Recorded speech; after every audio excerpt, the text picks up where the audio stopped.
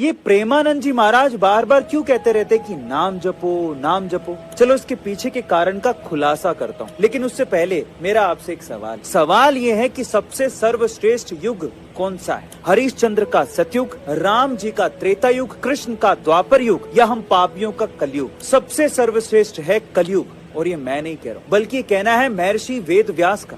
हुआ कुछ यूं कि एक बार ऋषियों की सभा में चर्चा हो रही थी कि कौन सा युग सर्वश्रेष्ठ है। कोई सतयुग बता रहा था, कोई त्रेता युग, कोई द्वापर युग, लेकिन कलयुग का नाम किसी ने नहीं लिया। अंत में ये तय हुआ कि समस्या के समाधान के लिए महर्षि वेदव्यास के पास चला जाए। जब सब ऋषि वहां पहुंचे तो उस समय महर्षि व्यास गंगा में स्नान कर रहे थे। उन्होंने जल में जैसे ही डुबकी मारी, ऊपर आने पर जपने लगे, कलयुग सर्वश्रेष्ठ है, कलयुग सर्वश्रेष्ठ है। सब ऋषि बोले कि कैसे, आप कलयुग को सर्वश्रेष्ठ कैसे मानते हैं? तो व्यास जी ने कहा कि सतयुग में 10 वर्ष के कठोर तप के बाद जो फल मिलता है, वही फल त्रेता में मात्र 1 वर्ष के कठोर तप के बाद, द्वापर में मात्र 1 महीने के कठोर तप के बाद, जबकि कलयुग में केवल भगवान के नाम जपने से ही प्राप्त हो जाता है।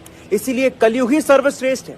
और इसीलिए प्रेमानंद जी महाराज बार बार कहते हैं कि नाम जपो नाम जपो, सिर्फ नाम ही जप लो, भली बेमन से जपो, लेकिन अपने इष्ट का नाम जरूर जपो, आप डर जाओ।